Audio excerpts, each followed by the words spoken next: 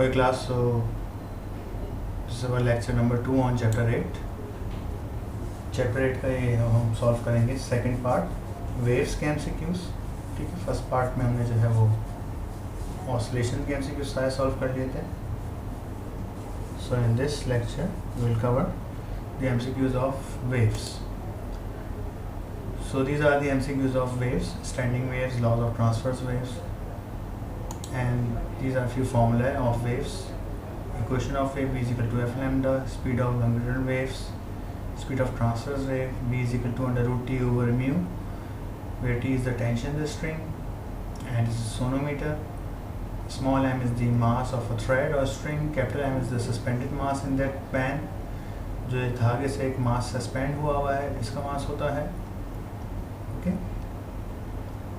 And standing wave fundamental frequency, जहाँ पर fundamental frequency होती है जिसका फॉर्मूला v अपॉन 2l होता है, where v is equal to under root T upon mu. ये सारे फॉर्मूले नज़र आ रहे हैं आपको. Frequency of nth loop of nth harmonic, अगर कोई चीज़ जो है nth लूप्स में वाइब्रेट करती है उसका formula fn is equal to n f1 हो जाएगा. And the wavelength of nth loop होती है lambda n is equal to 2l. तो ये सारे फॉर्मूले यहाँ आपको नज़र आ रहे हैं. ओके,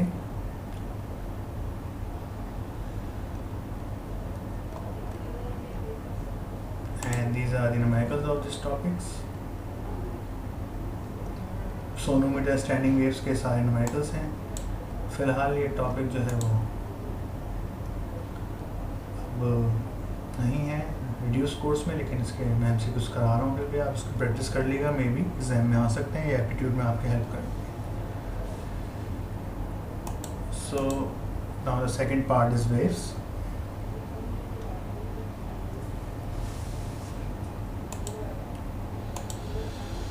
ओके, तो उससे कुछ जो फॉर्मूले हैं पहले हम वो देख लेते हैं ज़रा से. मैंने आपको बता भी दिए.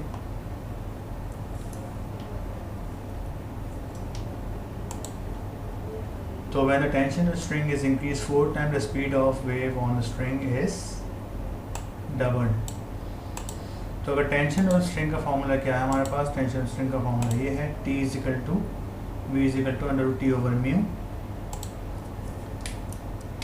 तो किसी स्ट्रिंग के दरमियान, यानी कि स्ट्रिंग जो है कोई धागा है जो दो फिक्स पॉइंट्स के दरमियान अटैच हुआ हुआ है, इसको अगर हम वाइब्रेट करते हैं तो ये लूप्स में वाइब्रेट करता है. इस तरीके से अगर सेंटर से करते हैं तो एक लूप बन जाता है. इस हिस्से को हम नोट कहते हैं, ये भी नोट कहलाता है, और ये हिस्सा सेंटर का हिस्सा जो है एंटी नोट कहलाता है. ठीक है, तो एंटी नोट पर एम्पलीट्यूड, ये वाइब्रेशन का डिस्टेंस है, ये मैक्सिमम होता है, इसका मैक्स एम्पलीट्यूड होता है, ये इसकी डेफिनेशन है. और नोट्स का तो एक लूप में, ये जो लूप बना है, एक लूप में दो नोड्स होते हैं और एक एंटी नोड होता है. और इस लूप का डिस्टेंस आता है, इसकी लेंथ अगर l है थ्रेड की, तो ये जो पूरी वेव होती है हमारे पास, पूरी वेव की जो लेंथ होती है वो कितनी होती है, लैम्डा. तो ये आधे लूप में वाइब्रेट कर रहा है तो इसका डिस्टेंस आता है हमारे पास लैम्डा बाय 2. आधी वेव का डिस्टेंस कितना होता है, पूरी होती है लैम्डा, और आधी की बात करें तो उसकी लेंथ कितनी होती है, लैम्डा बाय 2. और आधी की भी आधी करते तो वो लैम्डा बाय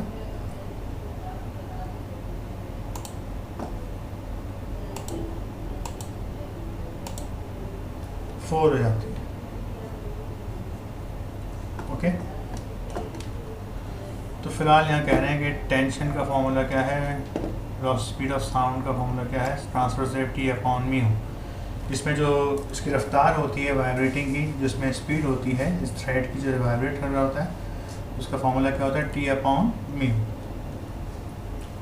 तो सवाल में पूछा गया क्वेश्चन जो MCQ 1 है स्टैंडिंग वेव्स का, कि अगर टेंशन कितनी कर दी जाए, टेंशन जो है वो इंक्रीज कर दी जाए 4 टाइम्स, तो स्पीड पे क्या फ़र्क पड़ेगा. तो T is equal to T prime कितना हो चुका है, 4 टाइम्स है ओरिजिनल T का.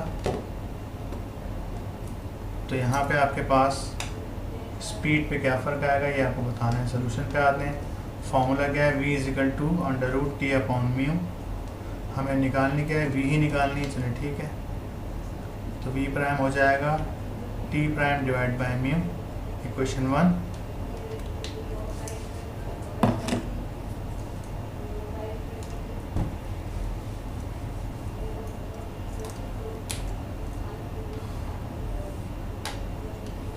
तो v prime is equal to t की जगह आपने क्या दिया 4t रख दिया, t प्राइम की जगह 4t आ गया, अब म्यू की जगह म्यू ही रहा। तो सिर्फ जो चीज़ें डेटा में गिवन होती हैं और जो चीज़ें पूछी जाती हैं उन पर हम चेंज का यानी प्राइम का साइन लगाते हैं, बाकी म्यू पे वही रहा, म्यू सेम रहा। तो 4 जब रूट से बाहर आके 2 हो जाएगा t अपॉन म्यू, और t अपॉन म्यू किसके बराबर है, फ्रॉम 1 ओरिजिनल वेलोसिटी के। तो v prime is equal to 2 times of v from 1। तो वेलोसिटी कितनी हो गई, ट्वाइस हो गई, डबल्ड हो गई, रफ्तार दुगनी हो जाएगी, ठीक है, डबल।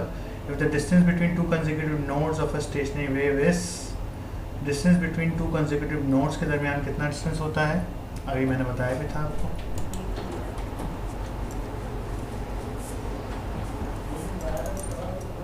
तो हमारे पास कोई स्टैंडिंग वेव्स बनती हैं इस तरीके से, ये एक लूप में वाइब्रेट कर रही हैं, इसकी टोटल लेंथ कितनी है आपके पास, L है, और ये L बराबर होता है λ/2। और अगर इसको हम आधा कर दें, ये डिस्टेंस कितना हो जाएगा हमारे पास, λ/4, और ये भी कितना हो जाएगा, λ/4। तो ये आपके पास क्या है, नोड्स हैं, ये भी आपके पास क्या है, नोड्स हैं, और ये आपके पास क्या है जगह, एंटी नोड। तो ये फासला इसके बराबर है, लेकिन ये फासला किसके बराबर है, λ/4 की। तो सवाल में कह के आ रहे हैं कि नोड्स और दूसरे नोड्स के दरमियान फासला कितना होता है, distance between two consecutive nodes, दो नोड्स के दरमियान फासला कितना होता है, λ/2। द डिस्टेंस ये देख सकते हैं आप, एक नोड से दूसरे नोड तक का फासला बेटा कितना है, लेंथ कितनी, λ/2 है। ये फासला कितना होता है, λ/2 एक लूप में। और एंटी नोड और नोड के दरमियान का फासला कितना होता है, λ/4। ये आया है MCQ भी, distance between two consecutive anti nodes, अगर एंटी नोड्स की बात करें तो उसका फासला भी कितना होगा, λ/2। यानी कि अगर कोई वेव 2 लूप में वाइब्रेट कर रही है, कोई थ्रेड 2 लूप में वाइब्रेट कर रहा है, 1 2, ठीक है, तो ये वाली जगह क्या है, एंटी नोड है, और ये वाली जगह भी क्या है, एंटी नोड है। ये जगह नोड्स हैं, ये जगह भी नोड है, ये जगह भी नोड है।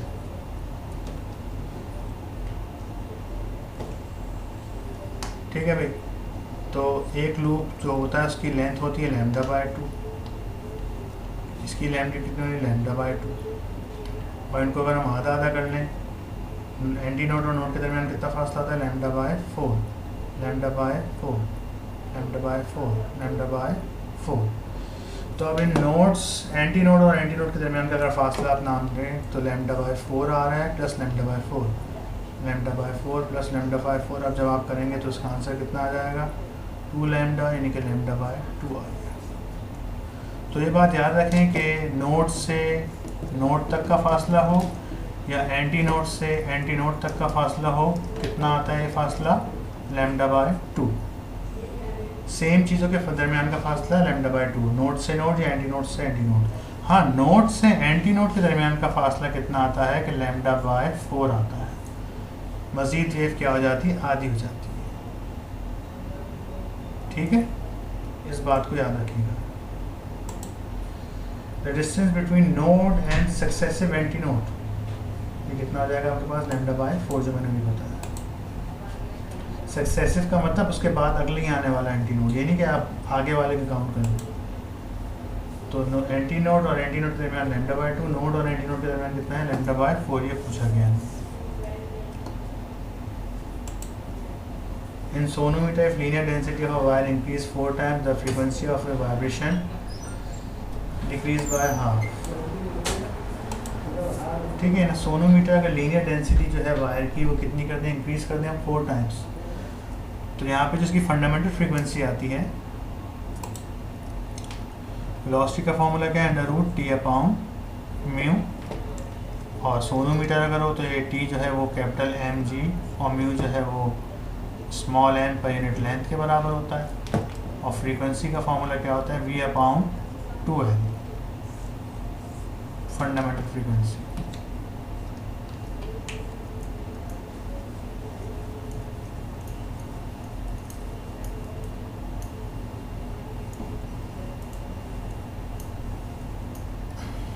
तो यहाँ पे सवाल में क्या कह रहे हैं, अगर लीनियर डेंसिटी वायर की इंक्रीज कर दे 4 टाइम, लीनियर डेंसिटी हम कहते हैं इसको म्यू को, तो म्यू कितना कर दिया आपने, 4 टाइम्स कर दिया। कह रहे हैं फ्रीक्वेंसी बताइए क्या हो, तो मैं ये वाला फॉर्मूला यूज कर रहा हूँ।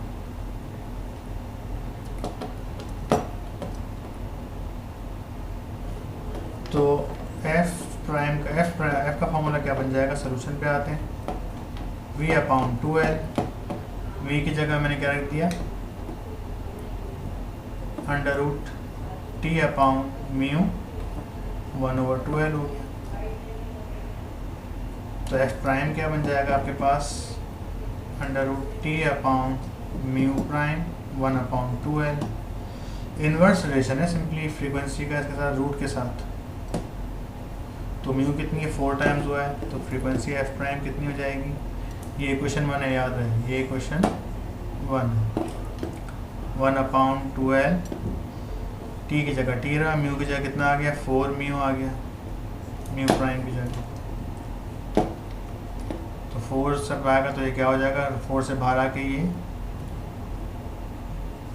1/√4 मैंने अलग कर लिया, ये 1/2l under root T upon mu, ये क्या बन जाएगा 1/2, और ये पूरी रकम क्या बन गई, कंपेयर करने से 1 से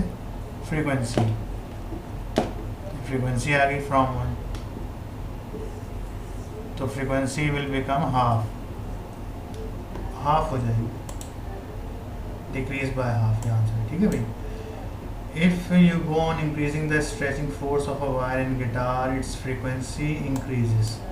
अगर आप टेंशन बढ़ाएंगे तो फ्रीक्वेंसी बढ़ेगी। देख सकते हैं यहाँ से आप फ्रीक्वेंसी का टेंशन के साथ क्या ताल्लुक आ रहा है, डायरेक्ट। तो फ्रीक्वेंसी का वेलोसिटी के साथ भी रिलेशन क्या है, डायरेक्ट, और टेंशन के साथ भी क्या रिलेशन, डायरेक्ट, लेकिन म्यू के साथ रिलेशन क्या है, इनवर्स। तो ये बात ज़रा याद रखिए।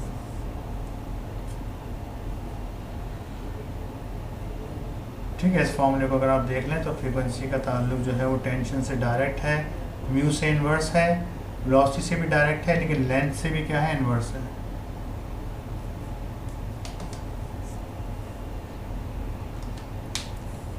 चलिए, wavelength of a transverse wave of 20 centimeter and speed is 2 seconds. The speed of wave will be 10 centimeter per second. चलिए देखते हैं आपको क्या गिवन है, वेवलेंथ गिवन है, लैम्डा गिवन है और टी गिवन है, और क्या पूछा जा रहा है, स्पीड पूछी जा रही है। चलिए, तो फॉर्मूला क्या बनाएंगे हम इसका,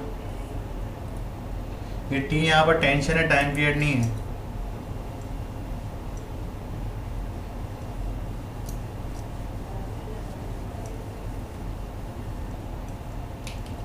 तो यहाँ पे आपको वेवलेंथ गिवन है, लैम्डा, और टाइम पीरियड गिवन है,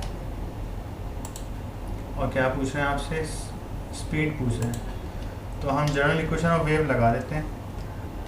लैम्डा कितना है आपके पास, 20 सेंटीमीटर और 2 सेकेंड, और 2 सेकेंड। तो अगर 2 second time period, second pendulum मतलब सेकेंड टाइम पीरियड अगर 2 है तो फ्रीक्वेंसी कितनी हो जाएगी, 1/2 हो जाएगी हर्ट्ज, क्योंकि फ्रीक्वेंसी का फॉर्मूला क्या होता है, 1 ओवर टाइम पीरियड।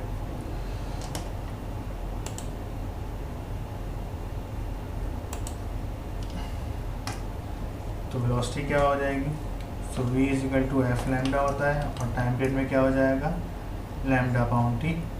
तो लैम्डा 20 है, 20 को डिवाइड कर दीजिए 2 से, तो कितना आ जाएगा, 10 सेंटीमीटर पर सेकेंड। आंसर आसान है, इतना आसान नहीं आएगा एग्जाम में। If the string length L can be maintain standing wave of wavelength, तो इसकी nth लेंथ पे जब वेवलेंथ आती है nth लूप की, तो lambda n 12 over n formula होता है, ये लिखा हुआ 12 ओवर n फॉर्मूला शीट में। ठीक है जी। The laws of vibrating string verified by sonometer.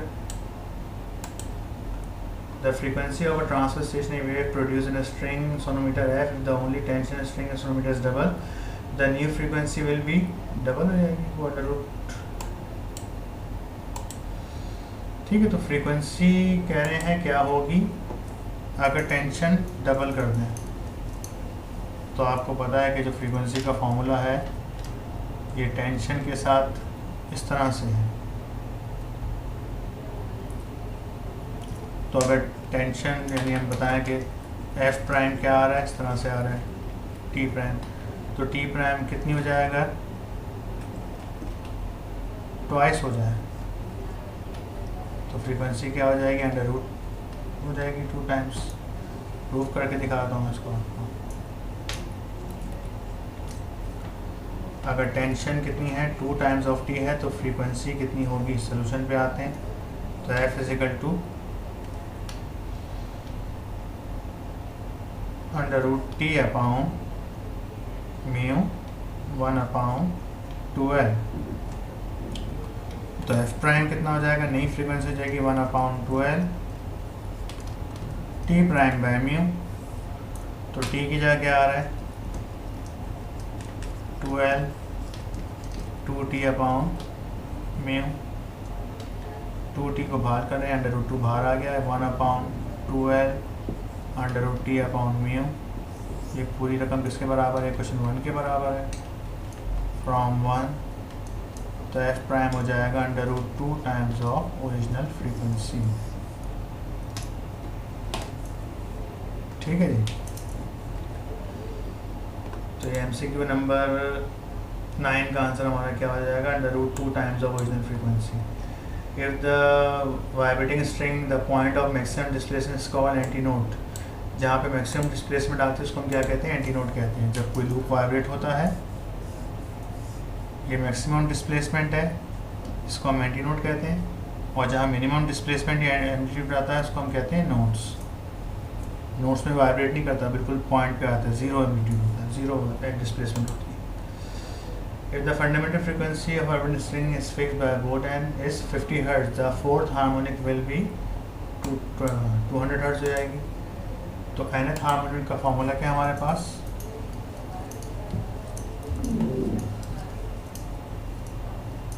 तो फ्रीक्वेंसी ऑफ nth हार्मोनिक बराबर होता है n multiply by f1। f1 आपके पास फंडामेंटल फ्रीक्वेंसी है, ff फंडामेंटल फ्रीक्वेंसी। तो इस क्वेश्चन में कह रहे हैं कि अगर फंडामेंटल फ्रीक्वेंसी 50 हर्ट्ज है तो बताइए f4 कितनी आएगी। अगर 4 लूप में 4 सेगमेंट में वो वाइब्रेट करता है इन फोर्थ हार्मोनिक यानी थर्ड ओवर टून, तो f4 का fn का फॉर्म मालूम क्या है, nf1। तो f4 कितना हो जाएगा, 4 multiply by f1, 4 multiply by 50, तो कितना आंसर आ गया 200 हर्ट्ज f4। सही है जी। If the frequency of fifth harmonic is 200 Hz, the fundamental frequency is 40 Hz हो जाएगी। अच्छा क्वेश्चन है, इसी का इन्वर्स है, यहाँ पे करना हूँ मैं इसी के साथ। अब यहाँ पे उन्होंने दूसरा सवाल दे दिया, यहाँ पे कह रहे हैं कि फिफ्थ हार्मोनिक f5 कितनी है आपके पास, 200 हर्ट्ज है। तो बताइए फंडामेंटल फ्रीक्वेंसी f1 कितनी होगी। सोल्यूशन पे आते हैं, fn बराबर है तो फॉर्मूला हो जाएगा आपके पास f5 इजिकल टू 5f1। तो 5 को डिवाइड में रहेगा, f1 मालूम करना है आपने, f5 को 5 से डिवाइड कर दीजिए। तो 200 को जब आप 5 से डिवाइड करेंगे तो f1 आ जाएगा 40 हर्ट्ज। ओके,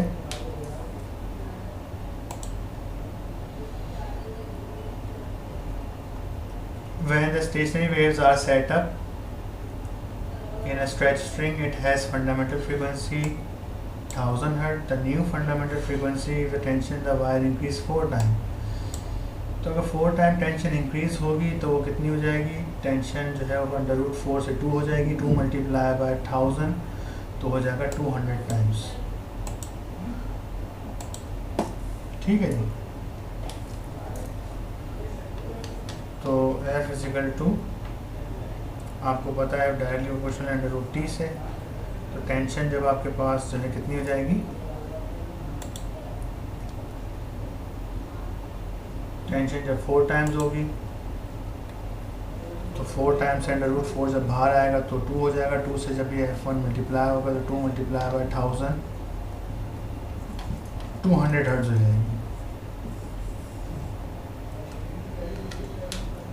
आई थिंक ये समझ नहीं आएगा, आपको मुझे शुरू से बताना पड़ेगा, मैं दोबारा से बताया था उसको। हमारे कल को अच्छा MCQ है, गड़बड़ कर देंगे आप लोग। भाई सवाल में फंडामेंटल फ्रीक्वेंसी F1 1000 हर्ट्ज दे दी उन्होंने, ठीक है जी। और कहना है कि टेंशन जो है वो 4 टाइम्स है ओरिजिनल टेंशन के। तो बताइए नई फंडामेंटल फ्रीक्वेंसी कितनी आएगी। सोल्यूशन तो पहले F1 का फॉर्मूला लिख लिया आपने, कितना होता है V/12, V की जगह आ गया T/μ। क्वेश्चन 1, ये पूरी F1 किसके बराबर है, 1000 के बराबर है। पहले मैं फॉर्मूला बनाऊंगा फिर एंड में वैल्यू रखूंगा F1 की। F1 प्राइम कितनी हो जाएगी 1/12 T divided by T prime mu. तो T प्राइम की वैल्यू रख दीजिए, तो F1 का प्राइम नई फंडामेंटल फ्रीक्वेंसी 12 T की जगह 4T/μ आ गया। तो 4 का जब रूट लेंगे तो कितना आ जाएगा, √4 अलग कर लिया मैंने, 1/12 T/μ। इस फॉर्मूले के में जो भी एडिशनल वैल्यू बनती है उसको हम अलग कर लेते हैं। जैसे √4 आया तो उसको इजाफी को अलग कर लिया। √4 2 के बराबर हो गया। ये पूरी रकम किसके बराबर होगी, 1 से कंपेयर करें F1 के। अब डबल तो हो गई फ्रीक्वेंसी, अब वहाँ पे वैल्यू गिवन है तो वैल्यू से मल्टीप्लाई करें, 2 मल्टीप्लाई बाई 1000 तो 2000 हो गया हर्ट्ज। ये पूछा गया, ठीक है जी। तो MCQ नंबर कौन सा था हमारे पास, MCQ number 12। If the string is vibrating in fundamental mode, then excited to next higher mode or tension must be quadruple 4 times। ये भी बड़ा अच्छा सवाल है, इसको देखिए। यानी कि कह रहे हैं अगर फंडामेंटल फ्रीक्वेंसी 1000 से वो डबल में यानी कि नेक्स्ट मोड में चली है तो आपको टेंशन कितनी पढ़नी पड़ेगी, 4 टाइम्स करनी पड़ेगी, ठीक है।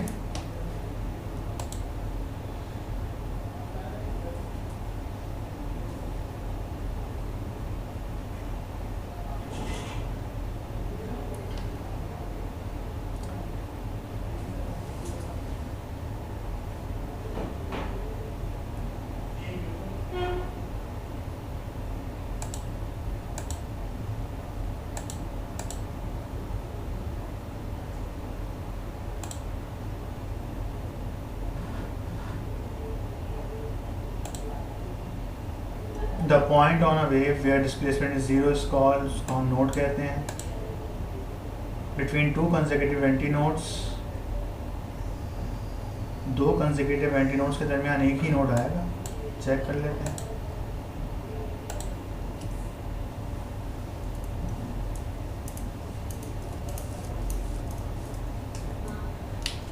भाई अगर देखिए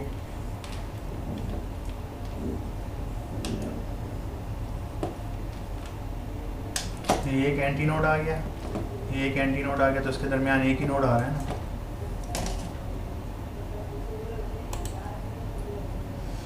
When two exactly similar wave travel in a medium in opposite direction produce standing wave। जब 2 वेव अपोजिट डायरेक्शन में ट्रैवल करती हैं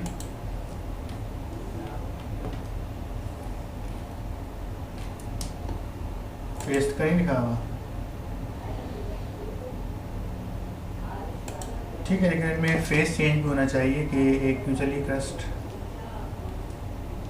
ये अलॉन्ग एक्स एक्सिस चल रही है, वेव इस तरह से जा रही है,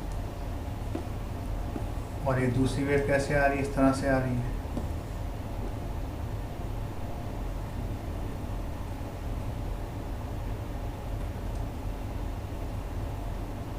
ये वेव यहाँ जा रही है, तो इसका क्रस्ट इसके किस पे आ रहा है, ट्रफ पे आ रहा है। जब ये आपस में सुपर इम्पोज होंगी, मीटअप करेंगी, तो जो रिजल्टेंट वेव नज़र आएगी आपको वो इस तरह से नज़र आएगी, लूप में बनती है।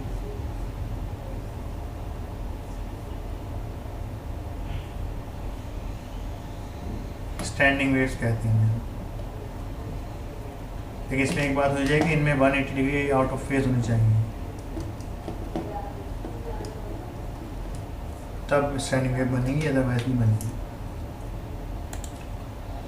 The velocity of wavelength lambda frequency v is equal to f lambda. The velocity of a wave of lambda frequency this. So v is equal to f lambda. तो यहाँ frequency को उन्होंने nu से represent कर दिया है. तो हमारे पास फॉर्मूला क्या है? v is equal to f lambda. तो f को उन्होंने nu से represent कर दिया तो nu लिख दिया मैंने. velocity को हम blend कर देते हैं. nu into lambda. So this is the answer.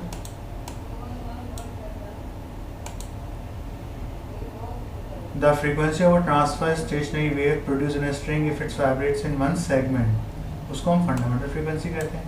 अगर कोई लूप सिंगल सेगमेंट में सिंगल लूप में वाइब्रेट करे, जैसे डबल लूप में कर रहा है, तो अगर वन लूप में अगर वाइब्रेट करेगा, इस पर आप इसकी जो फ्रीक्वेंसी निकालेंगे f1, वही क्या कहलाती है? फंडामेंटल फ्रीक्वेंसी कहलाती है.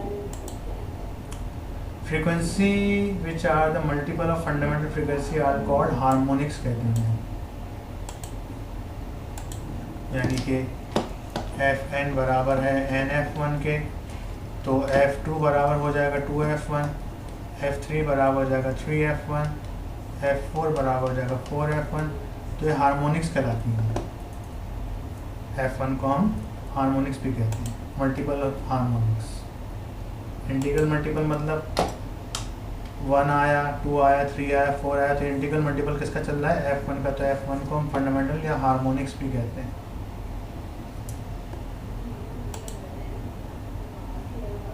The frequency of a wave produced in a stretched string depends on length, tension, linear density, all of these सब पे डिपेंड करती है. भाई जो फॉर्मूला आप देख रहे हैं वेलोसिटी का या फ्रीक्वेंसी का, तो फ्रीक्वेंसी का फॉर्मूला क्या है? v upon 2l. अब वेलोसिटी में छुपी हुई क्या क्या चीज़ें हैं? टेंशन अपॉन म्यू आ गया और 1 अपॉन 2l आ गया. तो फ्रीक्वेंसी जो है वो टेंशन पे भी डिपेंड करती है, डायरेक्ट म्यू पे डिपेंड करती है इनवर्स, और लेंथ पे भी डिपेंड करती है इनवर्स. तो फ्रीक्वेंसी का ताल्लुक सबसे, ऑल ऑफ दिस डिपेंड्स पूछ रहा है, इनवर्सली या उसका नहीं पूछ रहा. तो यहाँ पे क्लास ही हमारा जो है सेकंड लेक्चर ऑन वेव्स भी कंप्लीट हो जाता है. अब थर्ड में हम जो है वो वेव्स के बजाय साउंड्स पढ़ाएंगे. साउंड का टॉपिक थोड़ा सा लेंथी है, उसमें काफ़ी टाइम लगेगा हमें, लेक्चर बड़ा हो. Okay, thank you class. अल्लाह हाफिज़.